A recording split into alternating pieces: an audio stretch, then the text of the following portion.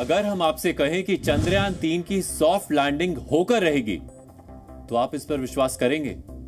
मुमकिन है कि आप में से बहुत से लोगों को भारतीय वैज्ञानिकों की शक्ति पर पूरा भरोसा हो। कुछ लोग ऐसे भी होंगे जो चंद्रयान 2 का तर्क देकर संशय भी जताएंगे। लेकिन इसरो ने अपनी पिछली गलतियों से सबक लेते हुए इस बार चंद्रयान 3 की सॉफ्ट लैंडिंग का फुल प्रूफ प्लान तैयार किया है। कोई बहुत बड़ी अड़चन अगर नहीं आई तो मिशन चंद्रयान 3 सफल होकर रहेगा। आज का दिन चंद्रयान 3 के लिए एक महत्वपूर्ण दिन था। आज दोपहर 1:15 बजे लैंडर मॉड्यूल से प्रोपल्शन मॉड्यूल अलग हो गया है। ये दोनों फिलहाल एलिप्टिकल ऑर्बिट में चक्कर लगाएंगे, जिसमें लैंडर मॉड्यूल को चंद्रमा पर उतारने की प्रक्रिया कल से शुरू की जाएगी। वैज्ञानिक इसे डी ऑर्बिटिंग कहते हैं।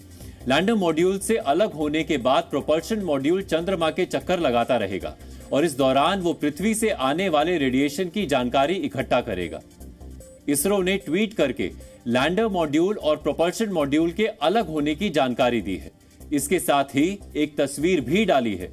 वो तस्वीर हम आपको दिखाना चाहते हैं। इस तस्वीर में lander module and propulsion module अलग अलग नजर आ रहे हैं। आप देख रहे होंगे कि इनकी चंद्रमा के सतह से निकटतम दूरी 153 किलोमीटर और अधिकतम दूरी 163 किलोमीटर दिखाई जा रही है। यहां से लैंडर मॉड्यूल यानी विक्रम लैंडर की डी ऑर्बिटिंग होगी और उसे इलिप्टिकल ऑर्बिट में लाकर लैंडिंग की प्रक्रिया शुरू कर दी जाएगी। आप सोच रहे होंगे कि चंद्रयान 3 के सफल होने की गारंटी क्या है? तो यकीन मानिए, इसरो ने इस बार सॉफ्ट लैंडिंग की एक ऐसी योजना तैयार की है कि चाहे विक्रम लैंडर में पिछली बार जैसी समस्याएं आने लगे तब भी वो लैंड कर जाएगा। आज हम आपको चंद्रयान 2 और चंद्रयान 3 का एक ऐसा तुलनात्मक विश्लेषण दिखलाएंगे जिससे आप समझ जाएंगे चंद्रयान 3 सफल कैसे होकर रहेगा। आज चंद्रयान 3 जिस स्टेज पर है, चंद्रयान 2 ने भी उस स्टेज को कामयाबी के साथ पार किया था, लेकिन वो उस अभियान की सबसे अहम चुनौती यानी सॉफ्ट लैंडिंग में चूक गया था। आपको याद होगा कि चंद्रयान 2 के समय लूनर ऑर्बिट में लैंडर मॉड्यूल और ऑर्बिटर अलग अलग किए गए थे। इसी तरह चंद्रयान 3 में भी लैंडर मॉड्यूल और प्रोपल्शन मॉड्यूल को अलग अलग किया गया है। चंद्रयान 2 में गए ऑर्बिटर का काम था विक्रम लैंडर से भेजे जा रहे डेटा को पृथ्वी तक भेजना। ठीक वैसे ही चंद्रयान 3 का प्रोपल्शन मॉड्यूल का काम होगा पृथ्वी से आ रहे रेडिएशंस की जांच करना। चंद्रयान 2 जब चंद्रमा की सतह से 30 किलोमीटर ऊपर था तो तय योजना के मुताबिक उसने सॉफ्ट लैंडिंग की प्रक्रिया शुरू कर दी थी। ठीक वैसे ही प्रक्रिया चंद्रयान 3 के साथ भी होगी। मतलब यह है कि अभी तक चंद्रयान 3 सफल रहा है, लेकिन हम सब जानते हैं कि चंद्रयान 2 चंद्रमा की सतह पर लैंड नहीं कर पाया था। इसरो ने तब मिशन चंद्रयान 2 को 95% तक कामयाब बताया था। इसीलिए इसरो ने मिशन चंद्रयान 3 का प्लान भी चंद्रयान 2 की तरह ही रखा है। लेकिन चंद्रयान 2 की सॉफ्ट लैंडिंग के अंतिम चरणों में कुछ खराबियां आ गई थी, जिसकी वजह से चंद्रयान 2 के लैंडर विक्रम ने हार्ड लैंडिंग की थी। लेकिन इस बार चंद्रयान 3 में कुछ ऐसा बदलाव किया गया है जिसकी मदद से चंद्रयान 3 हर हाल में सॉफ्ट लैंडिंग कर पाएगा। इसरो ने चंद्रयान 2 को सक्सेस बेस्ड डिजाइन पर तैयार किया था। सक्सेस बेस्ड डिजाइन का मतलब यह है कि चंद्रयान 2 अपना मिशन तभी पूरा करता जब वो चंद्रमा पर सॉफ्ट लैंडिंग करने में कामयाब होता। लेकिन इस बार इसरो ने चंद्रयान 3 को फेलियर बेस्ड डिजाइन पर तैयार किया है, यानी अगर लैंडिंग के समय कुछ गड़बड़ी होती है तो भी चंद्रयान 3 का मिशन चलता रहेगा, यानी वो काम करता रहेगा। चंद्रयान 2 के समय चंद्रमा पर उतरना भारत का सॉफ्ट लैंडिंग का पहला प्रयास था। आपको बता दें कि दुनिया के केवल 3 ही देश हैं जो चंद्रमा पर सॉफ्ट लैंडिंग कर पाए हैं। इसमें अमेरिका, रूस और चीन का नाम है। वर्ष 2019 में इसरो के पास किसी भी ग्रह पर सॉफ्ट लैंडिंग का कोई अनुभव नहीं था। इसरो ने चंद्रयान 2 की लैंडिंग साइट के लिए 500 वर्ग मीटर का क्षेत्र चुना था। हार्ड लैंडिंग के बाद इसरो को पता चला कि इतनी छोटी लैंडिंग साइट चंद्रयान 3 के लिए ठीक नहीं रहेगी। इसीलिए इस बार इसरो ने चंद्रयान 3 की लैंडिंग के लिए करीब 10 वर्ग किलोमीटर का क्षेत्र चुना है। ये पिछली बार के मुकाबले कहीं ज्यादा बड़ी जगह है। लैंडर विक्रम इस बड़े क्षेत्र में से अपने लिए सबसे उपयुक्त लैंडिंग स्पॉट का चुनाव करके लैंड करेगा।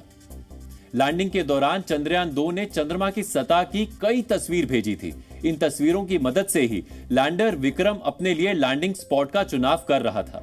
इसरो चंद्रयान 3 की लैंडिंग के लिए चंद्रयान 2 से मिले डेटा और तस्वीरों की मदद भी लेगा। दरअसल इसरो ने चंद्रयान 2 के लिए जिस लैंडिंग साइट का चुनाव किया था, उसी लैंडिंग साइट का डेटा और तस्वीरें इसरो के पास पहले से ही मौजूद थीं। चंद्रयान 3 की लैंडिंग साइट भी उसी जगह के पास रखी गई है जहां चंद्रयान 2 ने हार्ड लैंडिंग की थी। यानी इस क्षेत्र से जुड़ी कई अहम जानकारियां इसरो के पास पहले से ही मौजूद हैं।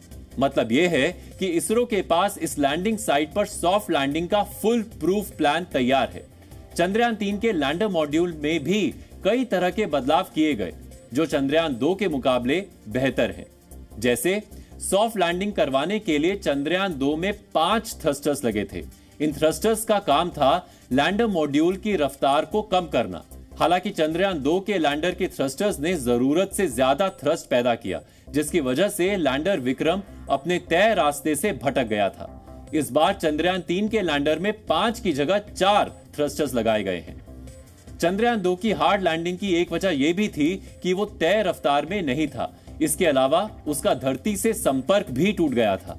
रफ्तार को नियंत्रित करने के लिए इस बार लैंडर में 4 थ्रस्टर्स लगाए गए हैं, लेकिन यह भी सुनिश्चित किया गया है कि अगर कोई गड़बड़ी हुई तो भी लैंडिंग ठीक हो जाएगी। इसके लिए चंद्रयान के लैंडिंग लेग्स यानी लैंडर विक्रम के चारों पैरों की मजबूती बढ़ाई गई है। विक्रम लैंडर के चारों पैरों को पहले के मुकाबले मजबूत बनाया गया है ताकि वो ज्यादा रफ्तार में लैंड भी कर सके। तकनीकी रूप से सॉफ्ट लैंडिंग के दौरान 2 मीटर प्रति सेकंड की रफ्तार को सेफ माना जाता है। चंद्रयान 2 को इसी रफ्तार के हिसाब से लैंड करने के लिए बनाया गया था, लेकिन चंद्रयान 2 के समय रफ्तार इससे ज्यादा थी, जिसकी वजह से ठीक ढंग से लैंडिंग नहीं हो पाई थी। लेकिन इसरो ने इस बार चंद्रयान 3 को 3 मीटर प्रति सेकंड की रफ्तार से भी लैंड करने के लिए तैयार किया है। हालांकि कोशिश 2 मीटर प्रति सेकंड की रफ्तार से ही लैंड करवाने की होगी, लेकिन किसी कारणवश अगर लैंडर की रफ्तार 3 मीटर प्रति सेकंड भी रही तो भी वो ठीक ढंग से लैंड कर सकेगा।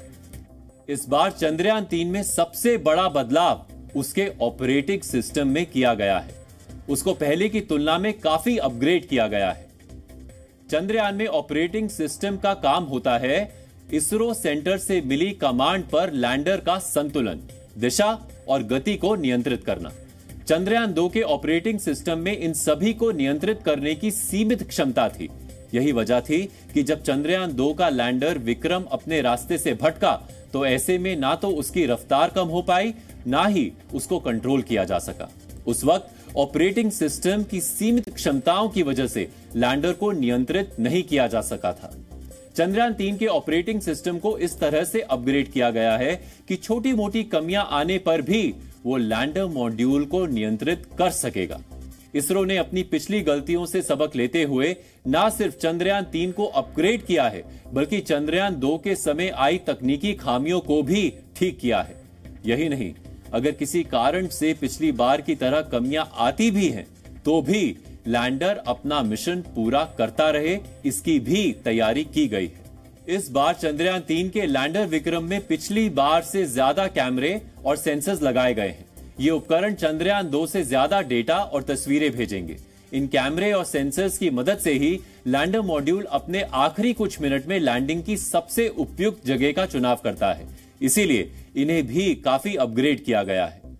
इस बार रोवर प्रज्ञान को भी अपग्रेड किया गया है। रोवर में ज्यादा बड़े और अच्छे सोलर पैनल लगाए गए हैं। चंद्रयान 2 के रोवर प्रज्ञान में एक खामी ये थी कि उसे चलने के लिए सूर्य की सीधी रोशनी चाहिए थी, यानी अगर उसे सीधे रोशनी नहीं मिलती तो वो काम नहीं कर पाता। इस बार चंद्रयान 3 में ये कमी पूरी कर दी गई है। इस बार रोवर प्रज्ञान के सोलर पैनल को इस तरह अपग्रेड किया गया है कि अगर रोवर प्रज्ञान के सोलर पैनल पर सूर्य की सीधी रोशनी नहीं पड़ रही होगी, तब भी वो चार्ज होता रहेगा और काम करता रहेगा। इस बार लैंडर में एक्स्ट्रा फ्यूल भी रखा गया है ताकि आखिरी चंद मिनटों में अगर लैंडिंग स्पॉट बदलना पड़ जाए तो लैंडर मॉड्यूल वो भी कर ले। यानी इसरो ने इस बार ऐसी तैयारी की है कि छोटी मोटी कमियां अगर आ भी गई तो भी मिशन फेल नहीं होगा। इसरो की कोशिश यही है कि चंद्रयान 3 फेल प्रूफ रहे। अब हम आपको चंद्रयान 3 की सॉफ्ट लैंडिंग कैसे होगी और अगले चरण में क्या क्या होने वाला है, इससे जुड़ी अपनी एक खास रिपोर्ट दिखाते हैं। प्रोपल्शन मॉड्यूल से इस वक्त आप सोचिए वो विक्रम लैंडर अलग हो चुका है, उसको आसान भाषा में समझाने की कोशिश करते हैं आपको। इस वक्त हमारे साथ प्रेरणा जी है। मैम, दरअसल अगर आप समझे वो एक महत्वपूर्ण पड़ाव था, वो क्या हुआ है, अगर आप उसको आसान भाषा में हमारे दर्शकों के लिए समझें। बिल्कुल, मॉड्यूल के माध्यम से मैं समझाने का प्रयत्न करूंगी। ये पूरा मॉड्यूल, जो प्रोपल्शन मॉड्यूल जो विक्रम लैंडर को और प्रज्ञान रोवर को कैरी कर रहा था, ये कुछ इस तरीके से अटैच था एक दूसरे के साथ, और आज जैसे ही सेपरेशन हैपन हुआ है तो ये इससे अलग हो गया। तो ये अब अलग हो चुका है। प्रोपल्शन मॉड्यूल ने इसको किस तरह से अपने आप से डिटैच कर लिया? ये डिटैच कर लिया गया है क्योंकि थ्रस्टर्स और स्पीड बढ़ाई गई थी और सेपरेशन का प्रोसेस जो है वो हैपन हुआ था। तो प्रोपल्शन मॉड्यूल अब अलग हो गया है विक्रम लैंडर से। अब विक्रम लैंडर जो है वो आखिरी कक्षा तक विक्रम मॉड्यूल का काम स्टार्ट हो जाता है। लैंडिंग का प्रयास जो है वो विक्रम करेगा, और विक्रम जब एक बारी लैंड हो जाता है, क्योंकि सॉफ्ट लैंडिंग एक बहुत ही मेजर कंसर्न है, इतनी ऊंचाई से ये बहुत ही स्लोली जो है वो चांद की सतह पर जो है वो नीचे उतरेगा, और एक बार जब सतह की पुष्टि हो जाएगी कि वो सेफ है उतरने के लिए, तो ये रैंप खुलेगा और प्रज्ञान रोवर जो है इस रैंप से निकलकर बाहर आकर सतह की मैप करेगा। अगर हम उस लैंडिंग की तरफ देखें कि आज अपने आप से प्रोपल्शन मॉड्यूल ने इसको अलग किया है, अगर मैं इसको थोड़ा सा पिक करके आपसे समझने की कोशिश करूं कि अगर अभी इस वक्त वो ऑर्बिट में घूम रहा है तो शायद वो इस शेप में घूम रहा है, किस तरह से अभी भी ये इसी तरह से चक्कर, बिल्कुल इसी तरीके से ये चक्कर काट रहा है, क्योंकि ये लैंडर जो रैंप है ये सब अंदर इसके अंदर है। जब लैंड होने के बाद वो लैंड कर लेंगे तब ये अब जब लैंडिंग का समय आएगा, यानी कि तो फिर वो किस तरह से उसके जो फेजेस है, 4 फेजेस की बात करते हैं कि रफ ब्रेकिंग है, फाइन ब्रेकिंग के जो फेजेस है, उनको अगर समझे तो वो किस तरह से शायद अगले आने वाले दिन इन्हीं चीजों का प्रयास रहेगा, क्योंकि सतह जो है ऑलरेडी डिसाइडेड है, वो 2 क्रेटर्स के बीच का हिस्सा है, तो वो हम रेक्टिफाई करेंगे कि वो सेफ है क्या। अभी वहां पर किसी तरीके की कुछ सेस्मिक एक्टिविटीज तो नहीं हो रही हैं। अगर वो नहीं होंगी, जब एक बारी गो अहेड मिल जाएगा कि now it's safe to land, तब 23 तारीख को ये प्रयास किया जाएगा और विक्रम लैंडर जो है अपनी स्पीड को कम करता हुआ जो है धरातल को टच करेगा। मतलब अभी अगर हम समझाने की आपको कोशिश करें तो इस वक्त डिटैच होने के बाद वो इस तरह से अपनी कक्षा में घूम रहा है, लेकिन जैसे जैसे उसके जो 4 फेजेस हैं, वो फाइन ब्रेकिंग की मैं बात कर रहा हूं, अलग अलग तरीके से वो पूरा कैलकुलेशन किया गया है कि कब कितना प्रेशर के साथ उसको लाया जाएगा, दोनों तरफ से होगा। देखिए आप सोचिए, उसको इस तरह से लैंड कराया जाएगा। अभी वो इस वक्त अपनी कक्षा में ऐसे घूम रहा है, लेकिन जब लैंड कराया जाएगा तो धीरे धीरे उसका इस तरह से वो लैंडर को उसकी जगह, यानी कि उसकी सिचुएशन, आप सोचिए उसको पूरी तरह से जहां से अलग अलग जगह पे वो प्रेशर देने के लिए, एक तरीके से अगर समझे मैम, तो कि अगर नीचे की तरफ से उसको प्रेशर दिया जाएगा तो उसकी डायरेक्शन बदलने में शायद वही उसकी मदद करेगा कि अगर इधर की 2 की साइड में प्रेशर दिया जाता है उसको, तो वो अपनी डायरेक्शन बदलेगा और धीरे जाकर, जो कि अब तक इस वक्त यूं घूम रहा है, उसको इस तरह से धीरे जो अगले 5 दिन जो प्रक्रिया हो रही है वो यही प्रक्रिया है, 4 फेजेस में होगी, और उसको धीरे इस तरह से उस चांद की सतह पर लैंड कराया जाएगा। और जिस लैंडर के अंदर से प्रज्ञान रोवर जब सतह को छुएगा तो आप समझिए कि पूरी दुनिया देखेगी कि जिस साउथ पोल की हम बात करते हैं उसको छूते हुए। मैम, अगर अब समझे तो अब कितनी मुश्किल राहें हैं, और पिछली बार क्या हुआ था, किस सिचुएशन पे चंद्रयान 2 हम लास्ट संपर्क टूटा था, और अब वो सिचुएशन किस समय आएगी? जी बिल्कुल, अंतिम समय पर ही चंद्रयान 2 में भी इसी तरीके की प्रॉब्लम फेस करी थी, जब हमारा संपर्क टूट गया था, क्योंकि विक्रम लैंडर जो है वो सीधे लैंड करने की बजाय पलट गया था। तो डेफिनेटली इस समय इसरो ने ये बात की पुष्टि करी है कि इसके पैरों को जो है और लेग्स को जो है वो स्ट्रॉन्ग किया गया है, और इससे पहले बहुत से ऐसे प्रयास करके ये चेक किया गया है, काफ़ी ऊंचाइयों से फेंक कर भी चेक किया गया है कि लैंडिंग की जो पॉसिबिलिटीज़ है उसमें किसी तरीके की प्रॉब्लम फेस ना करनी पड़े। इसरो चीफ ने इस बात की भी पुष्टि करी है कि अगर किसी भी तरीके का टेक्निकल फॉल्ट हो जाता है तो ये पूरा मिशन इस तरीके से इक्विप्ड है कि हम सतह पे लैंडिंग सुनिश्चित तौर पे कर पाएंगे। तो देखिए वो सतह पर लैंडिंग सुनिश्चित तौर पे होगी, इस वक्त वो तैयारियां बहुत है, लेकिन अगर मैं आपको जानकारी दूं तो वो लैंडर का जो अकेले का वजन है वो भी लगभग 1700 किलो के आसपास का है। तो इतना आसान नहीं है जिस तरीके से हम आपको डमीज के थ्रू समझा रहे हैं, लेकिन अभी भी बहुत से वो अहम पड़ाव बाकी हैं। अब वो लैंडर अपनी अलग यात्रा पे निकल चुका है। आज क्या हुआ है एक बार फिर से बताएं। वो प्रोपल्शन मॉड्यूल जो कि अब अर्थ की ऑर्बिट से घुमाता है, लूनर में लाता है, मून के ऑर्बिट पे घूमते हैं, लेकिन आज उसने अपने जो आखिरी जो काम करना था प्रोपल्शन मॉड्यूल ने, उसने उस लैंडर को अपने आप से अलग किया है और लैंडर की अपनी यात्रा अब शुरू हो चुकी है, यानी कि वो फाइनल पड़ाव अब शुरू हो चुका है। एक तरह से हम चांद के आसपास ही हैं, लेकिन वो सबसे बेहतर समय जो है जबकि चांद की सतह को छुआ जाए वो 23 अगस्त है। चाहे आप उसको साइंटिफिक रीजन मानिए या कुछ भी समझिए, लेकिन वो जिस समय सूरज उगेगा 14 दिन और 14 रात होती हैं चांद पे, तो उसकी तरफ से भी कैलकुलेशन थी, उसकी तरफ से हर दिन को समझा गया था कि किस दिन वहां पहुंचा जाए, कितना ईंधन हमारे पास होगा, और उसके बाद जो दिन तय हुआ था वो 23 अगस्त है और उसके हम बहुत निकट हैं। अब लगभग 100 किलोमीटर के आसपास ये लैंडर,